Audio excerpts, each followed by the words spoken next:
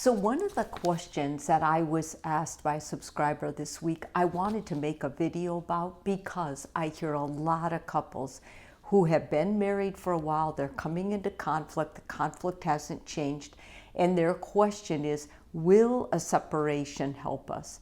A marriage separation can help, but it can also be the worst thing you could possibly do to your marriage.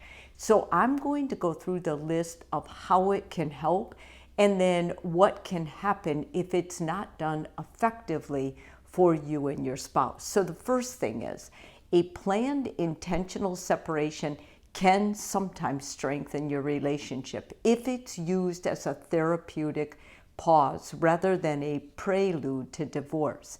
And what matters therapeutically is if someone besides the couple is helping them. In other words, if you have a clinical psychologist or a marriage therapist working with you and they recommend it and help give you the guidelines, then it can be helpful.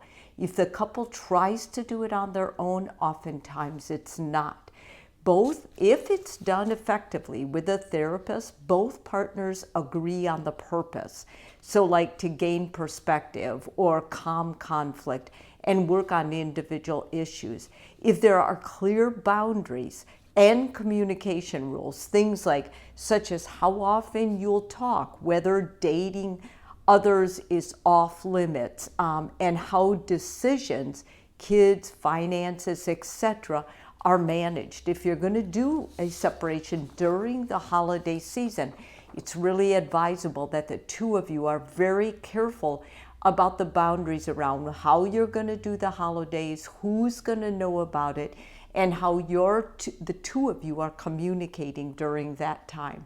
Therapy continues during the separation. This is something that should and must happen for it to be successful. Individual or couples therapy keeps the focus on the insight and growth, and rather than the avoidance or separating because you just can't tolerate each other.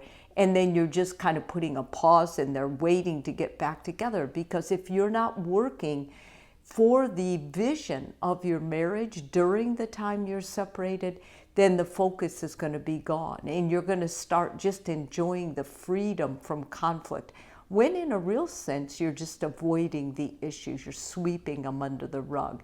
And it's time limited. Usually when a therapist is working with you, they're recommending 1 to 6 months max. And that's with couples and individual therapy too.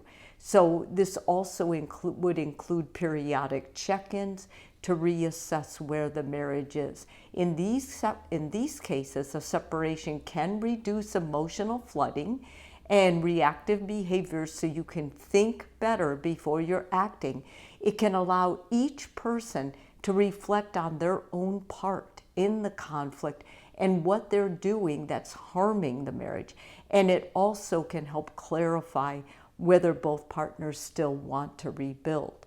When a separation tends to harm a marriage, it's usually under these influences. They're less effective or even damaging when the separation is unstructured or indefinite. I just need space. You can see why reacting that way is going to take you further apart. One partner uses it to avoid conflict or to do, kind of test out a single life again. Once again, this is going to erode any trust that the two of you are trying to rebuild during a separation, and it won't be helpful for the relationship. Communication stops reinforcing connection. The longer you're apart, there's no boundaries, there's no real rules, and so the two of you are probably going to fall further apart and start feeling resentful and angry, and this is the beginning to the end.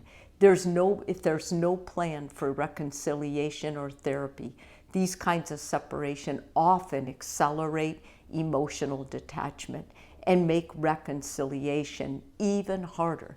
So the bottom line is a therapeutic separation, structured, guided, and intentional, can preserve and even renew your marriage, whereas an emotional cutoff or avoidant separation one the two of you are just reacting to by getting space, those usually deepen the dive. And even if the two of you come back together after one of those where it was just happenstance, you just took a break and lived apart for a while, those marriages rarely can get back on solid ground to rebuild, because anytime you leave your partner, unless it's intentional and the two of you are in it together, one person ends up feeling abandoned, rejected, and I'm telling you, that is like giving fuel to an already fire that the relationship is just not going to be able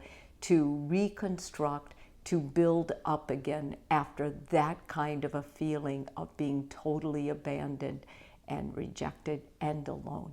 If this video is helpful for you, please subscribe. And if you're already a subscriber, thank you so much.